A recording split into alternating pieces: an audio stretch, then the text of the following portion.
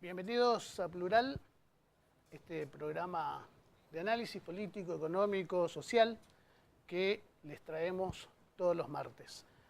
Hace un par de semanas hablábamos de la ficción y la realidad, cuando se mezclan de alguna manera ficción y realidad en el campo político o en el día a día.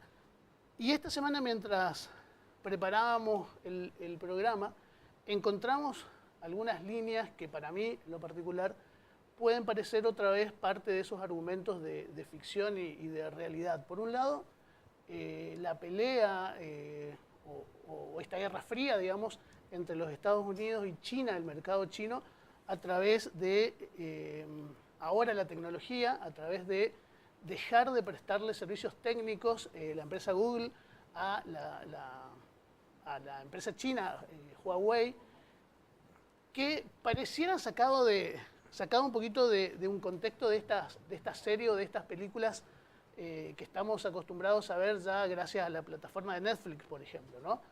Es un disparador para el análisis de hoy de esta mesa, como también es un disparador para el análisis de hoy de esta mesa los hechos o los sucesos de esta semana en la Argentina. El sábado nos sorprendió a todos una información política que tiene que ver con el anuncio de la expresidenta.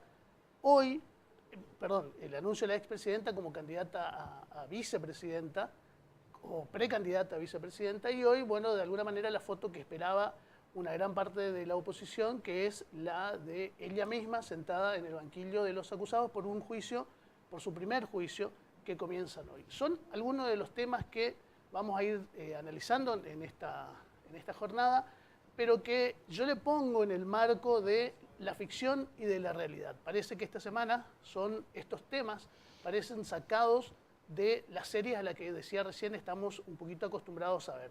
Hugo, Pucho, bienvenidos a la mesa. ¿Cómo te va? Hola, ¿qué tal, Raúl? ¿Qué tal, Pucho? ¿Cómo Bueno, están? el disparador acerca de, yo diría, esto que denominan guerra comercial entre China y Estados Unidos, que nosotros desde aquí, desde la columna de Plural, venimos insistiendo en que no se trata de una guerra, se trata de un esquema proteccionista que está llevando adelante Trump en defensa de las fuentes laborales de los norteamericanos, en defensa del comercio exterior de Norteamérica, en defensa de los intereses norteamericanos. Habíamos en programas anteriores, de alguna manera compartido con nuestra gente, el discurso de Obama frente a las naciones, de Trump frente a las Naciones Unidas. Bueno, fuimos dando determinada cantidad de datos que reafirmaban que Trump llegó al poder apoyado por ese Estados Unidos profundo, ese Estados Unidos que no está llegando a ver los beneficios del sistema capitalista en Estados Unidos. Ese Trump que se va separando del movimiento globalizador y que cada vez más está llevando adelante un esquema, casi diría, en Estados Unidos lo denominan casi como patriótico, claro. Y nosotros lo denominamos simplemente nacionalista.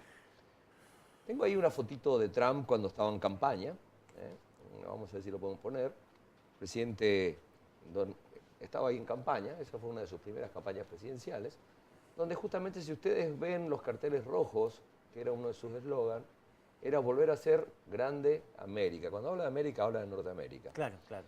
Y Trump, mientras vemos ese acto proselitista, emitía distintos tweets, como algunos que voy a nombrar aquí. Uno de los tweets de Trump en esos días era: hemos perdido más de 5.000 millones de dólares al año durante muchos años por el comercio loco con China. Esto de comprarle cosas a los chinos sin medir qué entra y qué sale, ¿no? Esto no va más. Ese fue uno de los tuits de ese momento de Trump. Y otro, que me tomé el trabajo de traducirlos como para que de alguna manera poder entender cabalmente qué es lo que estaba diciendo Trump aún antes de ser presidente. Otro decía así: las conversaciones con China durante mi mandato, él preveía que iba a ser presidente de los Estados Unidos, van a continuar de manera agradable, siempre y cuando China le pague los aranceles a los Estados Unidos que van a ser del 25%. Ya lo decía antes de llegar. de ser presidente. En ese momento, China estaba pagando aranceles para entrar a los Estados Unidos con sus productos del 10%. Así es. Y había un desequilibrio de la balanza comercial espectacular, donde China se hacía con más de 300.000 millones de dólares y Estados Unidos no llegaba a comerciar con China 100.000 millones de dólares. O sea que había 200.000 millones de dólares a favor de los chinos. Y ya decía Trump que mientras paguen esos aranceles los chinos no iba a haber problema, porque esos aranceles que él pensaba cobrarle a los chinos, esa recaudación iba a ir directamente al tesoro de los Estados Unidos.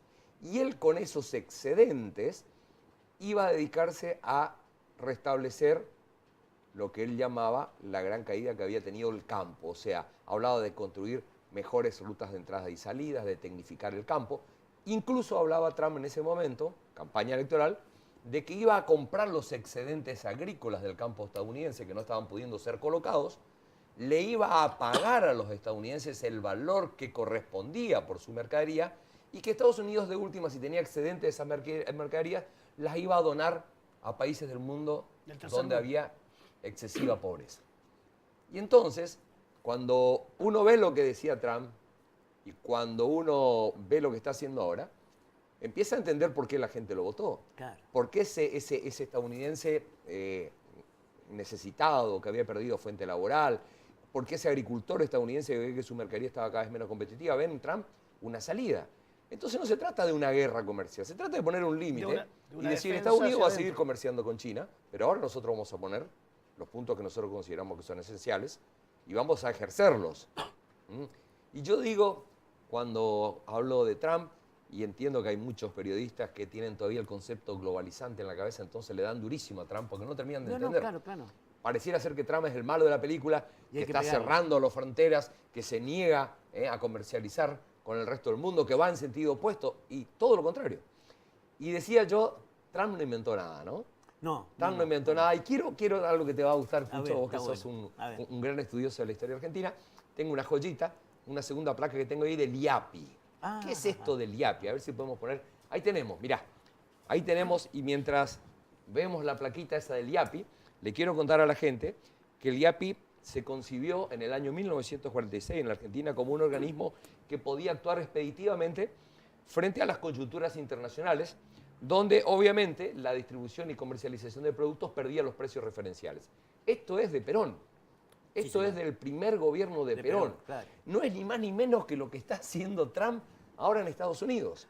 ¿Y por qué Trump está haciendo esto en Estados Unidos? Porque resulta ser que lo que Trump denuncia como el movimiento globalizador y al cual él se para y se opone, es un movimiento que desde centrales financieras le pone precio a los productos. Claro. Por ejemplo, cuando yo estudié economía, a los productos se le llamaba, a los productos que se exportaban se le llamaba materia primas. Hoy se le llama commodities. Claro. Está todo globalizado. Avanzado. El precio del soja, en vez de ponerlo nosotros los argentinos, lo pone la bolsa de Chicago. Vaya a saber por qué nosotros tenemos que vender nuestros granos al precio que nos ponen en Chicago. En toda América, en realidad. La tasa LIBOR. En todo el mundo, sí. Bueno, la tasa LIBOR, que es una tasa de referencia. El precio de la onza de oro. Se lo pone, y vos me vas a decir en Estados Unidos, no. Ahora el kilo. En Londres, exacto. Ahora el nuevo establecimiento del kilo. Y dice Trump que estas son especulaciones, que todo el tiempo las monedas, la cotización de las monedas y todos estos otros parangones son fijados a propósito por el esquema internacional financiero para obligar a los países a actuar en consecuencia. Y entonces, vamos a otra fotito más, que nos va a mostrar lo que se llama la City, pero no la City porteña, ni tampoco la City de Nueva York, no. Vamos a la City de Londres. Eso que ustedes ven ahí, que cuando ven las películas, las últimas películas de Estados Unidos, de Inglaterra, casi siempre hay alguna imagen. Eso que está ahí es lo que se llama el cuarto de milla dentro de Londres, que es una manzana gigantesca, donde está todo el poder financiero internacional. La bolsa de Londres comercia sola lo que comercia junto. La bolsa de New York, la bolsa de Tokio y la bolsa de Singapur. O sea, global. Un tercio del producto mundial por día se comercia ahí.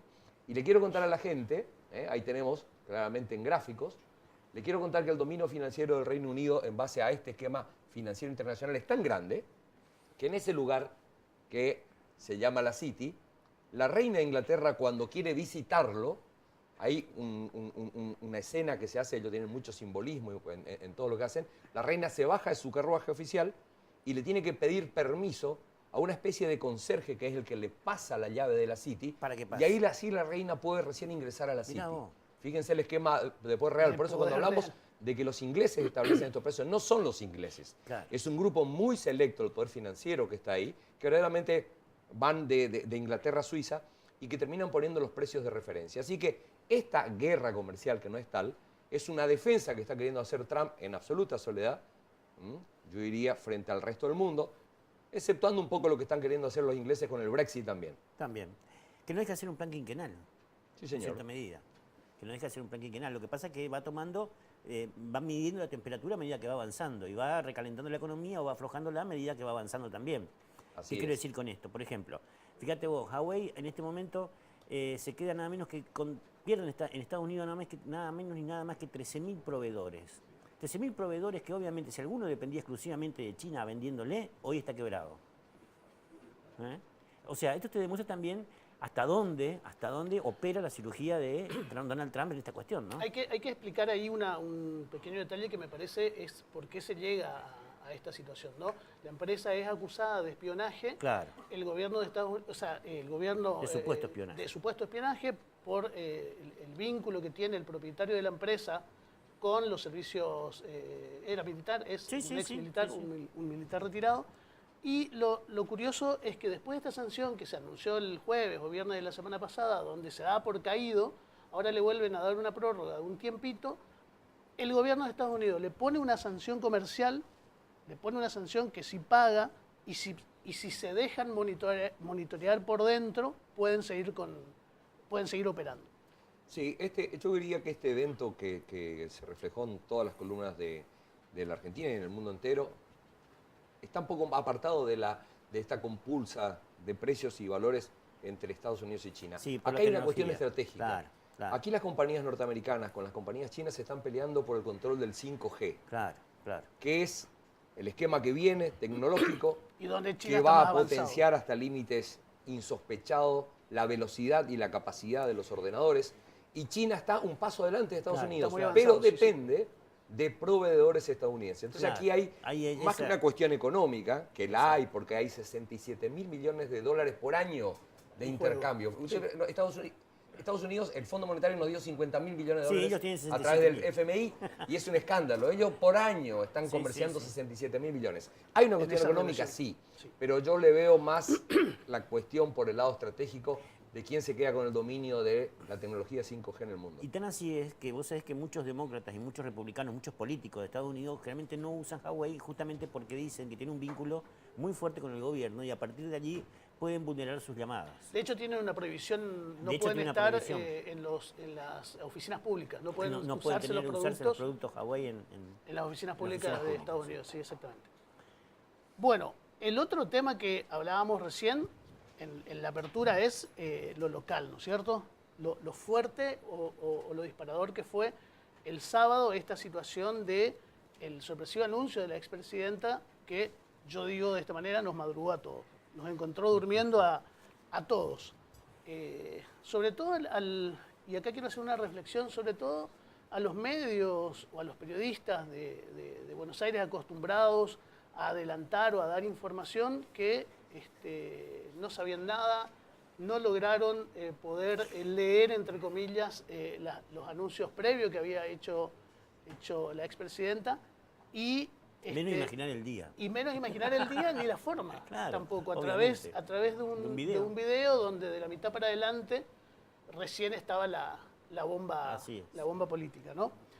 Por un lado eso, y por otro lado la fotografía de hoy de Cristina en los tribunales, en el tribunal, en su primer juicio. Yo hice un pequeño, para explicar un poquito lo que decía, tener la voz de Cristina.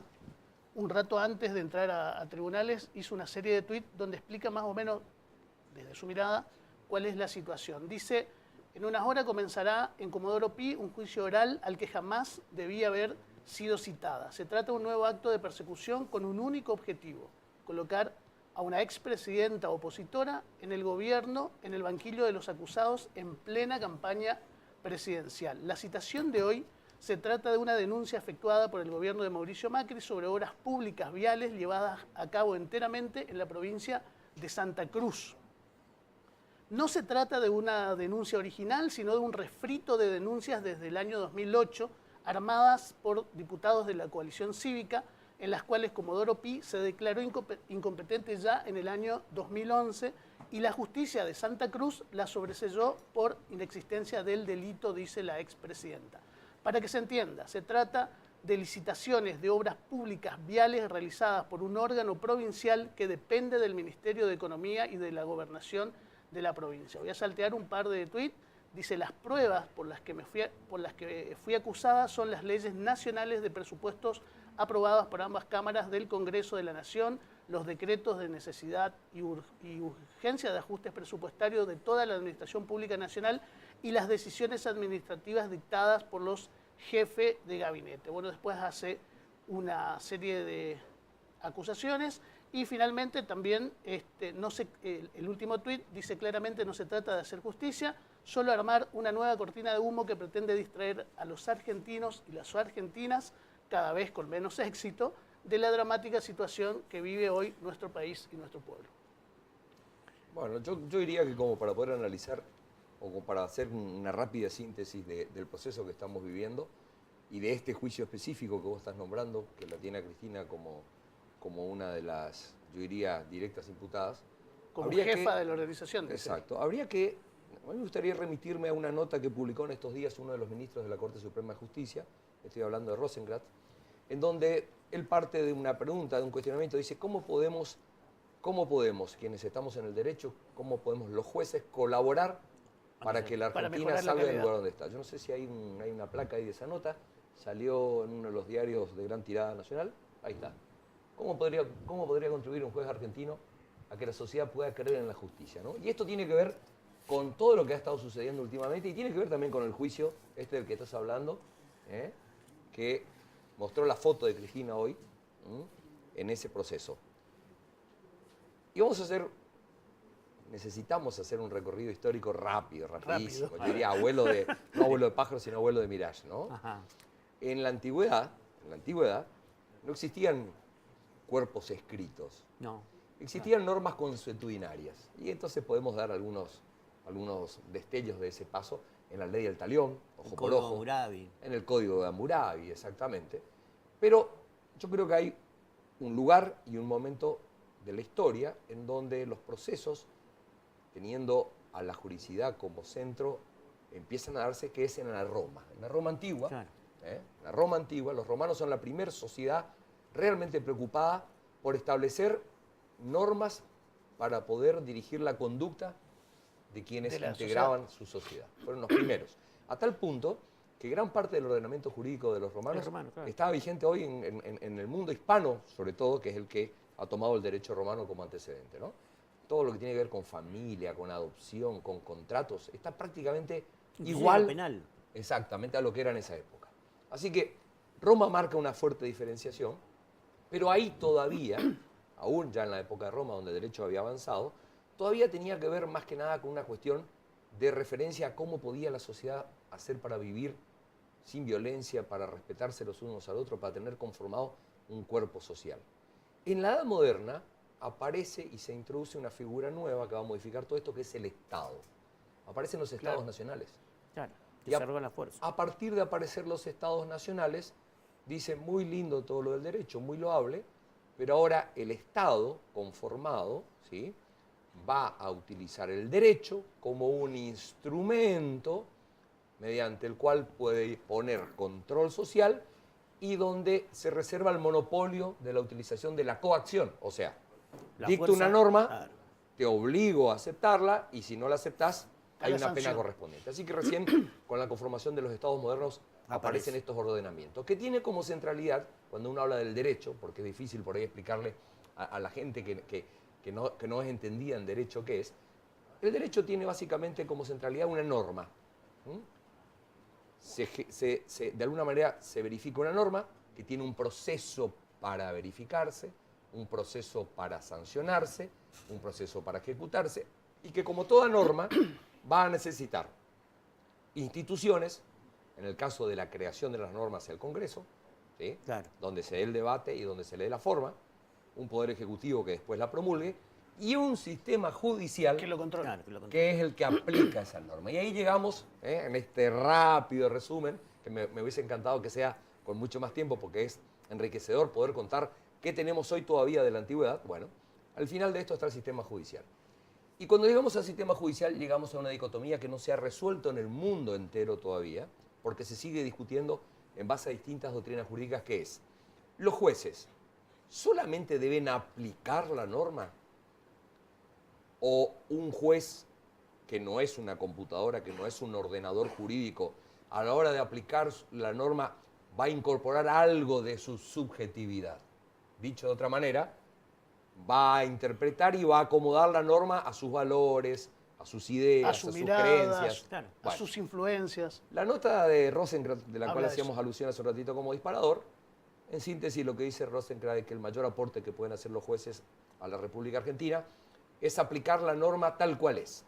O sea, Rosenkrantz hace una suerte de positivismo extremo, Deber ser. en donde dice la norma es esta, Claro. no hay que analizarla, nadie tiene que tratar de ponerle su impronta, hay que aplicarla tal cual está y dejar de lado todas las cuestiones ideológicas, todas las cuestiones sentimentales, etcétera, etcétera.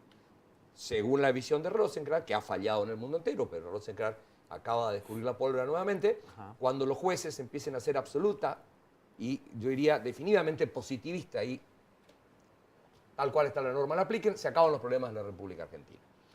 Sería muy bueno que todos los últimos juicios que se están llevando adelante, todos los últimos jueces que están al frente de esto, sin hablar de jueces específicamente como Bonadía y compañía, lo escuchen en Rosenkrantz. Porque la mayoría, Claro, la aplican. mayoría de los fallos que han tomado, la mayoría de las acciones que han llevado adelante, Están influidas. están fuertemente influidas, no solamente por las opiniones de estos propios jueces, que en muchos casos se han declarado enemigos acérrimos de los imputados, Sí. sino por la suerte de presión mediática que hoy se utiliza desde las corporaciones para influir a las sociedades y desde las sociedades presionar a los jueces.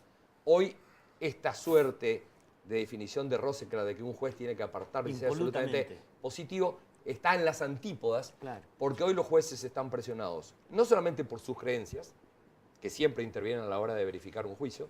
Cada juez a la hora de aplicar una norma va a poner, porque es un ser humano, en Obviamente. una computadora, sino que también está la presión social Y la la de los política. medios. y esa presión social que le llega Claro. a través de los medios, a ellos y a la gente. Entonces, yo diría que es un campo bastante dificultoso el que se está dando, pero no solamente en la Argentina. En todo el mundo. Esto claro. que está ocurriendo con lo jurídico, está ocurriendo en el mundo entero. ¿Y está ocurriendo por qué? Desde mi visión, obviamente. Está ocurriendo porque, así como hablamos de un derecho consuetudinario antes de que aparezcan los estados nacionales, en donde el derecho se basaba en la costumbre de la gente, Sí. y entonces, si era costumbre levantarse a tal hora o acostarse a tal hora, entonces las normas reflejaban lo que era costumbre en la gente. Si era costumbre trabajar o no los domingos, las normas reflejaban eso. Cuando aparece la irrupción de los estados nacionales, las normas reflejan las pulsiones que hay Claro. en las luchas de poder y las Adentro luchas de esos estados. adentro de esos los estados, estados claro. y entre estados también. Y entre estados también. Y eso claro. es dinámico y eso produce esta suerte de dinamismo también en la justicia. Y hoy ya el Estado en sí mismo está siendo puesto, los Estados nacionales están siendo puestos en proceso de duda.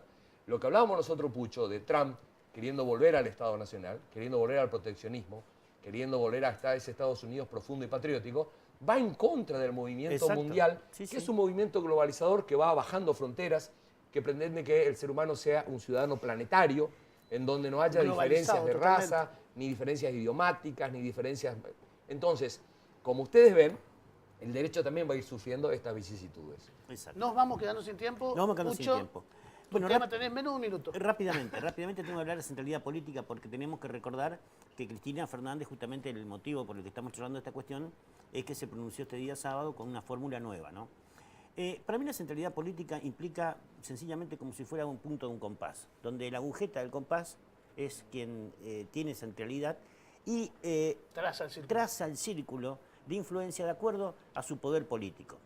¿Qué quiero decir con esto? Que hay gente que tiene centralidad, por ejemplo, deportiva como Maradona, hay gente que tiene centralidad, qué sé yo, cultural o inclusive eclesiástica como el Papa, pero también hay gente que tiene profundamente arraigada esa centralidad política. Esa centralidad política, que puede ser de izquierda, de derecha, de centro, eso lo elige cualquiera como quiera, me hace también repensar algunas cuestiones como, por ejemplo, sencillamente y rápidamente, ¿por qué tienen esa centralidad política? ¿A qué se debe? ¿Qué motivo es, no?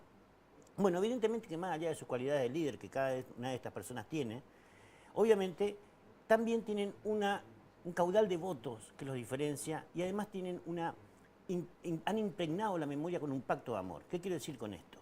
Que si vos tomás rápidamente Irigoyen, te das cuenta que hubo un pacto de amor en su momento con el pueblo. Y ahí está su centralidad política. Lo mismo sucede con Perón, lo mismo sucede con Eva Perón, y lo mismo sucede con Kirchner, con Cristina Kirchner. Ni siquiera con Néstor Kirchner. A pesar de que es bien recordado, a pesar de que es muy querido, a pesar del gobierno que hizo. Esto, traspolado a nuestra provincia, lo tenemos también. Quizás no en la figura de un gobernador, como normalmente se espera. Lo tenemos justamente en gente que, fíjate vos, hasta acomete con el mismo concepto que acometió Cristina a la hora de elegir representantes genuinos para el pueblo, ¿no? Fíjate vos que, por ejemplo, así como Cristina eligió a Alberto Fernández, también elige el ingeniero Carlos Rovira, justamente ponerlo a Pasalacqua como candidato a gobernador y él ir como ponerlo a Herrera Gual como candidato a gobernador, a Pasalacqua como primer diputado y él irse en tercer lugar. Obviamente, trae mucho más tela, pero me parece que por ahí pasa la cuestión de la centralidad política y de Cristina Kirchner. Nos quedamos sin tiempo, ¿no? Antes de ir al corte quiero ver una fotografía y preguntar si es posible ver la foto, hacer una pregunta. Me interesa, ¿qué hablaron en esa fotografía? Hugo. Nos quedamos sin tiempo. Me escapa por derecho. Bueno, vamos a un corte y enseguida volvemos.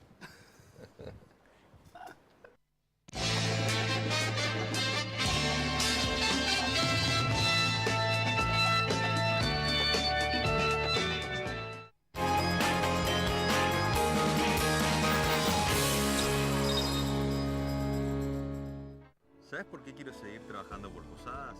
Porque en estos 4 años pudimos demostrar que haciendo juntos se podían resolver problemas históricos de nuestra ciudad, como duplicar la capacidad de bacheo o como lograr que se inicien las obras hídricas que esperábamos hace años. Pero sabemos que hay mucho más para seguir haciendo. Queremos seguir mejorando la vida de los vecinos, con un plan de desarrollo urbanístico con 4 temas prioritarios: mejoramiento de calles y veredas, la conexión de más viviendas a la red cloacal y el programa de presupuesto participativo para que más vecinos decidan las obras prioritarias para sus barrios. Por más desarrollo urbano, sigamos haciendo juntos.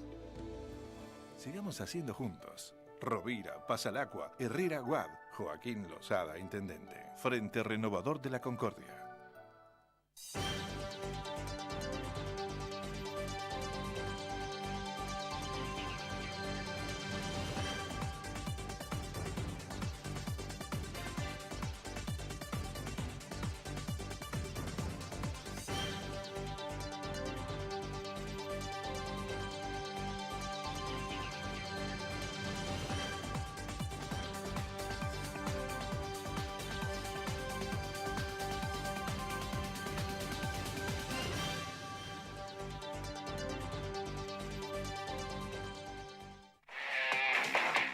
¿Cómo te tratan en la renovación? Bien, bien, bien. Tenemos buena relación. Y en este frente que hicimos, para acompañarlo a Oscar Herrera Guad, que es una persona para mí espectacular, realmente creo que es el mejor candidato a gobernador que se pudo haber elegido por lo humano, por la dedicación que tiene a buscar solucionar todos los problemas que están a su alcance. ¿Cómo se ha denostado el tema del puntero político? Pregúntenle a la gente si no quiere que vuelva el puntero político, porque hoy en los barrios están tomados por los soldaditos. Son los que venden la droga. Son los que te levantan en un día 10 o 15 lucas. El puntero político sabía lo que le pasaba a la familia. Yo no estoy defendiendo al puntero político. Lo que estoy diciendo es que la política se está retirando del barrio. La política se está retirando del barrio.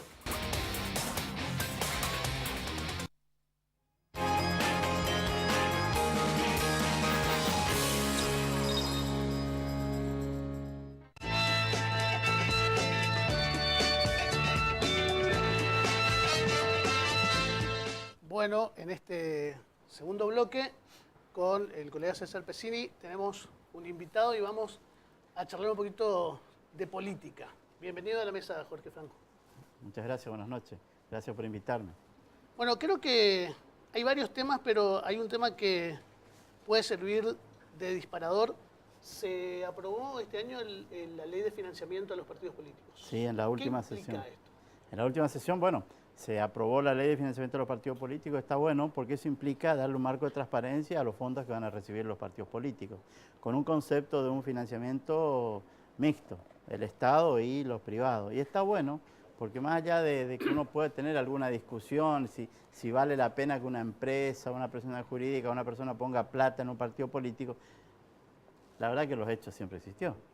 Y esto, darle un marco de transparencia, yo quisiera ir más allá, yo pedí para ir más profundamente, pero bueno, no tuvimos la fuerza en ese momento del recinto como para cambiar, y nosotros del bloque misionerista nos abstuvimos en el artículo 5, que era donde se planteaba, digamos, también la participación de otras entidades, como las cámaras empresarias, hasta los sindicatos, porque seamos realistas, hoy hay sindicatos que tienen candidatos, Claro. lo cual está muy bueno en la vida democrática, no está mal.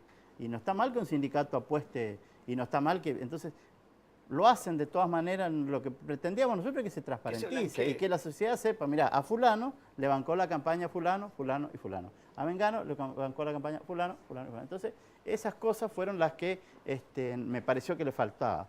Pero fue un gran paso, me parece que fue un buen paso, porque también regula la participación en los espacios de los medios de comunicación. Se le da mucha importancia a esta nueva etapa que es lo digital, con una impronta muy fuerte en defender a los medios digitales locales, tanto nacionales como provinciales como municipales. Entonces, me parece que avanzamos. Hasta hoy la financiación era El Estado, exclusivamente el estatal, Estado, ¿no? el Estado Un en un porcentaje índice por electoral cantidad, que exactamente. multiplicaba, y la otra, bueno, es también aumentar la cantidad de boletas que se van a emitir a la hora de participar de un comicio. Es decir, se ha puesto en blanco lo que se venía haciendo de todas maneras en la práctica. Bueno, buenas noches para todos. Bueno, por supuesto, el saludo para el diputado, hasta el 10 de diciembre, diputado nacional, después seguramente diputado provincial. Si Dios quiere y la sociedad misionera me Así dice es. que sí. Los acompaña. Al doctor Jorge Franco. Bueno, usted habló recién, lo hizo mención muy al pasar de el bloque misionerista en la Cámara de Diputados de la Nación. Bueno, ¿qué impronta tuvo en estos años de gestión el bloque misioneristas en diputados? A ver, fue parte, la culminación de un proceso. Hace mucho tiempo que veníamos nosotros discutiendo cuál iba a ser nuestro espacio en el Parlamento Nacional. Siempre, como aliado estratégico del Frente para la Victoria, participábamos de ese bloque. Bueno, en esta nueva etapa, cuando nos toca llegar, me acompañaba el doctor Cros, la diputada Risco. En un momento yo le planteo al bloque de que me parecía muy bien la discusión política nacional, la agenda nacional, pero que a mí me gustaría que discutan las agendas provinciales. Claro. Yo le digo, en estas reuniones no veo ninguna discusión de la agenda del gobernador de mi provincia, o del gobernador de Salta, o del gobernador de Neuquén. Sí veo los problemas nacionales y generalmente ligados al país central, que uno trata de sacarlo un poquitito nomás, porque bastante se llevan. Bueno, entonces, cuando nos dimos cuenta de que votábamos diferente, no les obliga y...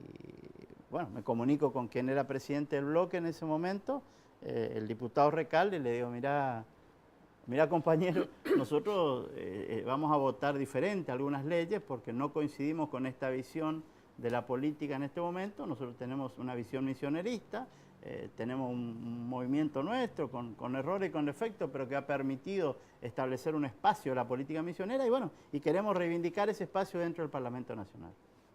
Y así fue.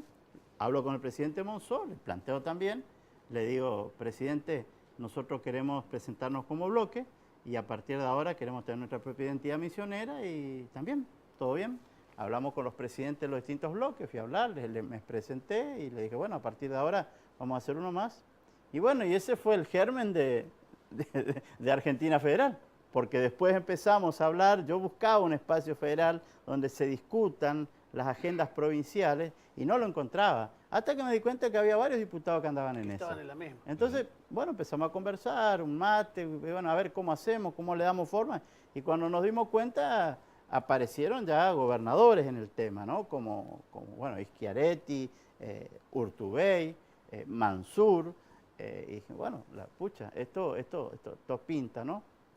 creo que no pudimos incorporarlo definitivamente a Morales, a Gerardo Morales, pero vimos que había muchos gobernantes. Entonces terminamos y bueno, y ahora está. Hugo Pasalacqua me daba la línea del Estado, Carlos Rovira me daba la línea política hacia dónde teníamos que ir. Y bueno, y trabajamos esto y bueno, hoy tenemos, después transformamos ese bloque misionerista que sigue teniendo la identidad, porque ahora somos 5 diputados, lo transformamos en un integrante de Espacio Argentina Federal, que hoy es la tercer minoría dentro de la Cámara de Diputados, ¿no? Sirvió. Sí, no, a nosotros nos sirvió porque nos permitió negociar presupuestos, nos permitió negociar compensaciones. No es lo mismo 5 votos que 33. 33 te tumba cualquier cosa en la Cámara.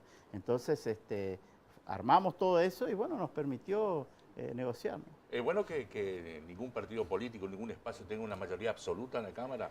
Esto permite una diversidad mayor de ideas, de opiniones, de proyectos, de diversidad, digamos así, de planteos. Yo no conocí la Cámara con este tipo que prime un partido político.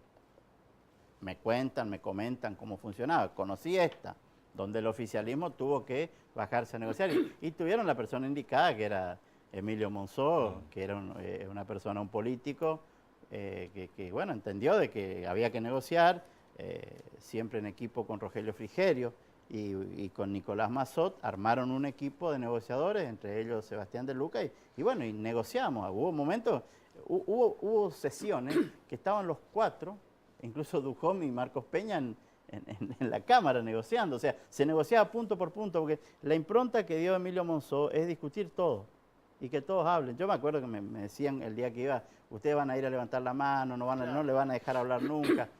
Y la verdad, bueno, figuramos entre los diputados que más hablan. Cuando ven el ranking, siempre hablamos, cuando queremos levantamos la mano, nos dan la palabra y hemos aprobado leyes. Lo cual no es un tema menor, aprobar una ley allá y los misioneros, todos los integrantes de nuestro bloque aprobó leyes y llevó adelante iniciativas fuertes. Así que creo que tuve un buen espacio, negociamos, consensuamos, tuvimos que ceder cuando hubo que ceder, tuvimos que empujar cuando hubo que empujar, pero en definitiva, pudimos hacer cosas. No sé, yo le puedo contar la ley de cannabis medicinal, que fue una ley que estaba muerta, la levantamos nosotros y después salió por unanimidad. Misiones capital de la nacional de la Misiones biodiversidad. capital nacional de la biodiversidad, la primer provincia que es capital de la biodiversidad, el monotributo para los pequeños productores, que es un gran avance para nuestros pequeños productores. La última negociación del FED, ¿no? También. La negociación del FED, que fue extraordinaria. Hoy tenemos un buen precio del tabaco. Creo que es histórico el precio del tabaco que tenemos en este momento. Diputado, ¿no se pudo hacer nada por el tema del ITC, por ejemplo, para la ciudad? Nunca lo pudimos hacer. Por ejemplo, Dani Stefano trabajó fuertemente la línea de las pymes y el artículo 10, que lo aplaudimos, que lo presenta Pastor y nosotros aplaudíamos, contentos. Eso no lo pudimos reglamentar. En el ITC, esa visión de la economía, de la planilla de cálculo que tiene a veces el ministro Dujón, y no se pone en el lugar de que para nosotros el Mercosur es de carne y hueso y Paraguay son nuestros hermanos. Vamos allá por cualquier cosa, vienen acá por cualquier cosa, no entienden eso, le cuesta. Entonces dicen, no, las asimetrías tienen que ver ustedes, que ahora el mercado va a regular. No, el mercado regula para el mercado, la gente tiene otras realidades. Bueno, esa es la diferencia. Este es un Estado que no regula y nosotros pensamos que el Estado tiene que regular, ¿no? Diputado, bueno, hay muchas familias de misioneros que le afecta también, como a todo el país, el tema de las que han tomado créditos para la construcción de viviendas y también los planes de ahorro para la compra de vehículos. Hay muchas familias misioneras que están preocupadas sobre ese tema. ¿Quedó todavía eso pendiente en la agenda? ¿Se va a seguir trabajando? Nosotros planteamos lo del préstamo UVA. Otra discusión también hasta ideológica. Pues sí me decía Iván Kerr, que es el encargado de las UVA a nivel nacional, ¿no? Que depende de Rogelio Frigerio. Me decía, sí, pero vos ponete a pensar que esta gente hizo un excelente negocio inmobiliario. Y esta gente no quería un negocio inmobiliario, esta gente quería tener un hogar, un lugar donde estar con su hijo, su amigo, su afecto, el perro, el gato, su casa. Y vos me planteás que su casa, que cuando la compraron valía 100, hoy vale 300, y tenés razón. Ahora, esa gente no buscaba eso, esa gente quería un lugar y hoy no puede pagar. Me dice, tenés una morosidad del 1%. Claro, porque están dejando de comer, de De vestirse, hacer lo de hacer, imposible, para claro. poder pagar la cuota. Y Exacto. encima tienen esa contrapartida que la tuvieron que hacer ellos, que también se endeudaron. No podés tener esta visión. No, porque bueno, después sale a hablar González Fraga diciendo la misma barbaridad. Y bueno, y ahí nos trancamos y le pedimos que se haga o que se ponga en emergencia el tema, que ni hace falta ponerlo en emergencia. Si toman la decisión política, hay herramientas. Garantizar de que la cuota no supere determinado porcentaje del sueldo, listo, la gente va a pagar contenta, van a tener casa, los bancos Se no va van a a tener poder que andar pagar. embargando, no van, porque cuando Se le digo, evita la ¿qué van a hacer los morosidad, bancos ¿no? con las Claro, casas? claro. Le digo, y la van a vender. Y bueno, qué sé yo, le digo, bueno, viste, ahí está ¿por qué estamos en partidos políticos diferentes? Sí, Esa es la realidad. Lo mismo pasa con los Sí, autos. exacto. Sí. En la misma intensidad, pero con un condimento distinto en el tema de los autos. Un condimento distinto. Que las empresas realmente querían que la gente tenga un auto. Claro. No Ahí, es un ahí, negocio claro, automovilístico. no era el Estado que le dijo a los bancos, háganse cargo de las uvas. Porque el Banco Central, que tendría que ser el que manejaba la cuestión de las uvas, se la dio a los bancos privados. Por una resolución. Hasta uno puede cuestionar legítimamente eso, porque la ley que se aprobó de las uvas decía otra cosa. Pero bueno, pongamos que esté todo bien. En cambio, con los autos, las empresas querían que la gente tenga un auto, era su negocio vender autos. Claro. Y ahora se encuentran con que la gente no puede pagar, las empresas también complicadas, y con un condimento que a veces se meten las financieras en el camino, que te dicen, retirar el auto en la 10ª cuota, o en la 12ª, o en la 15ª. O la Ahora, tercera. no es la empresa la que te financia una financiera. Y eso le apretó más porque el interés de la financiera, ¿por qué te dice la empresa? Yo te voy a cobrar el valor del auto dividido, ¿no es cierto? La financiera te dice, yo te voy a cobrar la cuota con un interés porque te estoy prestando plata. prestando plata. Y hoy los intereses todos sabemos dónde están. Entonces, esa problemática el gobierno tiene que decidirlo. Nosotros la estamos empujando muy fuerte. Los 5, Ricardo Huelva, Verónica, Flavia Morales, bueno, Dani Stefano y yo estamos empujando fuerte este tema ahí. Vamos a ver hasta dónde llegamos, porque lo de las uvas pareciera ser que hay una cosa de empezar a entender el problema, y ojalá lo sea, ¿no? ¿Resolver adentro de diputados o resolver...? No, nosotros Parte del tenemos que dar la Ejecutivo. norma. Gobierno. Sí, sí. Nosotros lo que tenemos que hacer es ponernos fuerte, plantear y zapatear fuerte para que la conseguir gente... la norma. Claro, pero ellos tienen que entender de que no se le puede sacar la casa a una persona que no buscaba un negocio, le insisto 1000 veces y me habrán visto en todas las redes diciendo lo mismo. No es un negocio inmobiliario, estas personas buscaban un hogar que es muy distinto. Franco, sí, disculpame. Antes de pasar al ¿Cómo no? tema local, me interesa el tema de las economías regionales, Franco. ¿Qué, Las economías regionales. claro, ¿qué se puede lograr todavía en favor de las economías? Nosotros lo que pudimos hacer es unas cosas, como por ejemplo esto. Yo le puedo contar lo que era para Misiones. Claro. Algunas cosas, la discusión que tuvimos cuando le iban a aumentar el precio de las tabacaleras, el impuesto a las tabacaleras, perdón. Yo le planteaba, ustedes le van a aumentar el impuesto, las tabacaleras van a pagar más, pero ¿saben por dónde va a ajustar? Van a ajustar por el productor. Eso se lo dije a Dujón en una de esas madrugadas que discutíamos. Y él me decía, bueno, pero no tengo cómo compensar. Y le digo, no sé, alguna cosa deben tener para compensar. Lo que sí te digo es que esto va a terminar determinando, valga la redundancia, un mal precio del producto al final. Entonces, bueno, se decidió no aumentarle y, bueno, los dirigentes tabacaleros, que siempre están a la altura de las circunstancias, tomaron el bastoncito y salieron a dar la pelea de que, bueno, nosotros conseguimos que no le aumenten los impuestos, mejórennos el precio.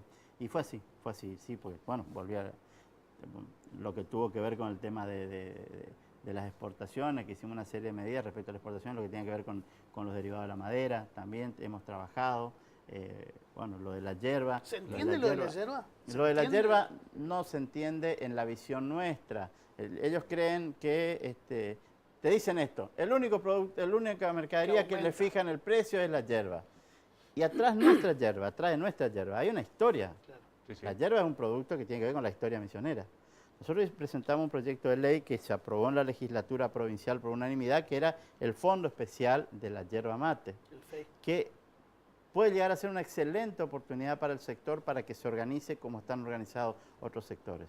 Que no va en contra de nadie, que va a favor de todos, porque hasta el molinero termina beneficiándose. Y le voy a dar un ejemplo concreto. Estamos en esto de, muy bien hecho, de que el tarefero tenga buenas condiciones de trabajo, condiciones dignas. Ideológicamente la renovación planteó que los sectores más postergados, el eslabón más débil de la cadena productiva, Había el que Estado iba a proteger. estar al lado. Había que protegerlos. Bueno, que tenga un baño como la gente, que su familia no esté durmiendo en una carpita de plástico, que sus hijos estén bien atendidos y que se los transporte dignamente. Perfecto, todo bien hasta ahí. Pero hoy paga el productor y paga el secadero. Y también el molinero a su manera, esto. Con el Fondo Especial de la Hierba va a pagar como en otros, como en todo el mundo, el usuario termina colaborando a la producción. Y no van a poner en el bolsillo, la mano en el bolsillo, ni el productor, ni el secadero, para financiar eso. Por darle un ejemplo, y le puedo decir varios más. Incluso el molinero se va a sentir beneficiado.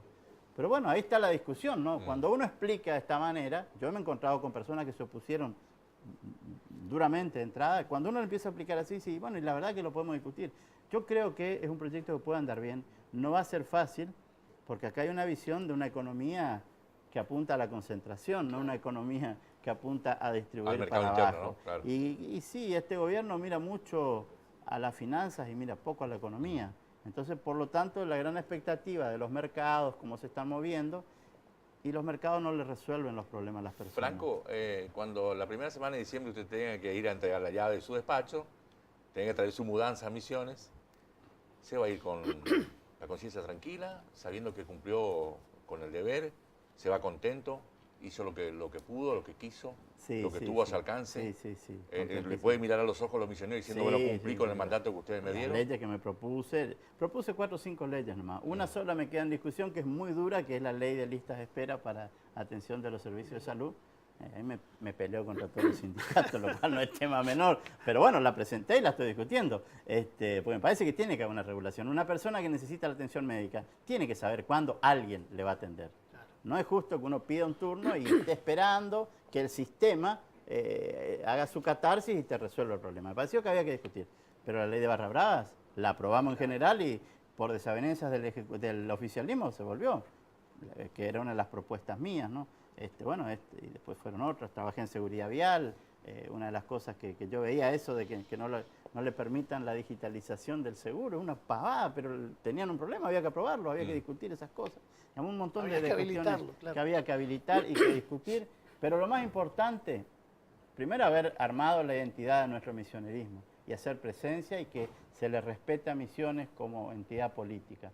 Los 5 que estamos ahí tenemos la camiseta bien puesta y la verdad que nos respetan y saben que cuando hablamos, habla Misiones, habla digamos, la identidad nuestra, este misionerismo que les cuesta entender a los muchachos, y mucho menos entender de que en una misma mesa, acá en Misiones, estamos juntos peronistas, radical, independiente, y que gobernamos la provincia hace 20 años. Es muy difícil, les cuesta entender. Cuando uno les cuenta esto, y bueno, le demostramos los hechos que podemos ejercer poder.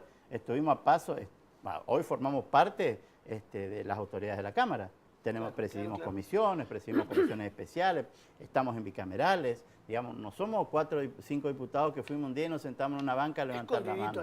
Hicimos presencia, marcamos una impronta y zapateamos cuando hubo que zapatear para defender a la provincia. Jorge, ¿cómo va la campaña en Misiones? Linda, en paz, muy en paz. La verdad que anoche estuve hasta tarde en Albapose, venía del Alcázar, recorriendo varios lugares, y en todos los lugares hay paz, hay concordia. Están las picardías propias de la política y que hace que la política sea linda, pero le digo que el respeto que no sé si la vimos una campaña tan tranquila, creo que la del 2011 estuvo tranqui, pero esta me parece una campaña sumamente tranquila,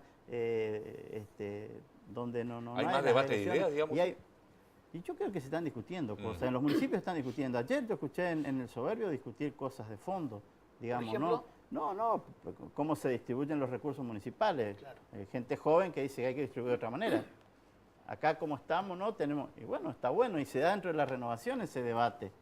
Interesante, aparte gente joven, la verdad que me llamó mucho la atención, volví gratamente impactado, dije, vale la pena, tenemos vida, la renovación para adelante por la cantidad de jóvenes que están trabajando. Bueno, ni que hablar de las listas, pero me refiero a este caso, que es el primer nivel de pelea, que son los municipios. Pero la verdad que bueno, menos papeles, menos pasacalles en relación a otras campañas. Ya las redes y los medios ocuparon el lugar que ocupaban en el mundo hace mucho tiempo. Campaña corta, económica, una campaña de poco gasto, digamos, muy austera. Bueno, eso un poco nos indicó Carlos Rovira, que hagamos una campaña austera, que tratemos de no hacer grandilocuencia, la cuestión política, sino entender que la política sirve para transformar cosas. Así que bueno. Y usted, que es un observador de la política, y por supuesto con esta impronta que le ha dado Carlos Rovira al tema de la renovación, que ahora denominó la renovación 5.0, ¿no? 5.0. Exactamente, la neorrenovación. La quinta generación. Exactamente. ¿Cree usted, bueno, que se han incorporado, como muchos opinan lo contrario, ¿no? Dicen, no, la política a los jóvenes no les interesa, pero hay hechos muy puntuales que determinan que los jóvenes están participando en política, ¿no? Si a los jóvenes en algún momento no les interesó la política, por culpa nuestra, de lo que no somos tan jóvenes. Me parece que los jóvenes están ávidos de cambiar las cosas, pero tienen una visión distinta. Los muchachos son, primero que son millennials, segundo que son nativos digitales, entonces los chicos y los muchachos de hoy tienen otra forma de comunicarse con el mundo que nosotros. Nosotros somos de la época del teléfono a manija, ¿o no? Y el papelito. Y el papelito y del machete cuando no sabíamos la lección. Y hoy esos chicos ni se les ocurre, llevan el celular y tienen la información. Y está el señor Google las 24 horas del día para atender cualquier duda. Claro. Entonces, y eso es el mundo de ellos. No podemos cambiarles, tenemos que adaptarnos nosotros a ese mundo y la política tiene que adaptar. Por ahí cuando Carlos Rovira habla de no solo la educación disruptiva, sino la política disruptiva, es un poco está hablando de eso, que cuesta entender, le digo que... Cuesta entender y cuesta acomodarse. Cuesta acomodarse, cuesta entender, pero está bueno porque es el mundo que tenemos. Claro. Podrá gustarnos o no, pero es el mundo que tenemos y o estamos dentro del mundo o estamos afuera del mundo. Bueno, y en ese marco y en esa demanda que hoy tiene la sociedad, bueno, ¿cuál va a ser la propuesta de la renovación? Así muy puntualmente, ¿no? Los valores que siempre tuvimos. Vivir con lo nuestro. El misionerismo. El misionerismo, administrar los recursos del Estado de la mejor manera posible, atender siempre a los sectores más postergados, buscar en la cadena productiva herramientas de financiamiento para aquellos que no la tienen, acompañar la producción primaria Misiones no paga impuestos. Digo esto porque por ahí es un debate que está latente en la sociedad que con gusto hay que darlo, pero la producción primaria no paga impuestos, llevar la educación a los sectores más postergados, avanzar en salud. Yo lo escuché a Oscar Herrera hablar mucho de atención primaria, hablar de la producción y de vivir con lo nuestro y vivir para lo nuestro, claro. No solo producir, sino consumir lo que producimos. El otro día él me contaba la historia del maíz, que yo no lo tenía los números, y él me decía, Jorge, usamos 30 millones de toneladas y fabricamos 5. ¿Cómo puede ser? Bueno, esas cosas que uno cree que tiene que ir ajustando las cosas, las grandes líneas ya están. Miren, yo hago una figura de esto. A Carlos Rovira le tocó hacer la casa, hizo la base, el cimiento, lo más difícil. Allá en el 2003 sentó bases, peleó contra un endeudamiento complejo, debíamos 1,5 presupuestos. Yo era jefe de gabinete del ingeniero, del gobernador en ese momento.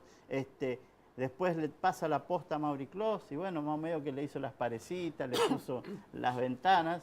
Vino Hugo Pasalacqua, lo techó a la casa, la emprolijó y ahora seguramente Oscar va a terminar de armarla y probablemente piensen en ampliar esta casa misionera. Hay que agrandar, hay que dar más servicios. El Estado tiene que estar presente, hay que privilegiar los servicios del Estado.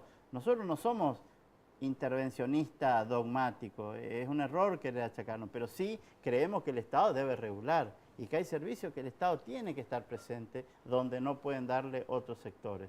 La educación, la salud, la seguridad, son herramientas que el Estado no puede mirar para otro lado, sino que hagan. A nosotros la Nación nos tiró, allá por los años 70, la salud, y en los 90 nos tiró la educación, pero nunca vino una contrapartida económica de eso. Y ahí aprendimos que teníamos que arreglarnos solo los misioneros, y pasaron muchos gobiernos, y la plata nunca vino. Entonces, esa discusión que la seguimos teniendo hoy, yo me fui muy entusiasmado cuando fui a la Cámara de Diputados que íbamos a discutir una nueva ley de coparticipación, porque el presidente Macri había dicho que íbamos a discutir eso. Entonces yo dije, acá está la nuestra. La Misiones manda plata por un caño así y recibe por una manguerita. Y le discutimos a cualquiera. Bueno, yo públicamente el otro día discutí con una persona de la oposición estas cosas. Y hay que discutir y fabricamos tanto, pagamos tanto de impuestos que mandamos al país central y cuánto nos devuelven. Exactamente. Bueno, hablando de elecciones, mi amigo Raúl... Hable. 906.000 electores tendrá la provincia de Misiones, casi 1 millón, ¿eh? Es un número que a cualquier dirigente político nacional le debe interesar. O sea, Misiones, como dice, una provincia pequeña, pero tiene 906.000 electores. Solamente van a votar 12.169 electores más que la última elección en el 2017. Y en el departamento capital, casi 300.000 electores, 278.954. Así que es un número interesante, como se dice en Buenos Aires, la madre de las batallas está en Buenos Aires. Bueno, creo que aquí en Posada está la madre de las batallas. Bueno, nos quedamos sin tiempo. Como todos los programas, nosotros nos volvemos, te agradecemos, Jorge, la presencia. Por favor. Nos volvemos a encontrar el próximo martes. Hasta luego.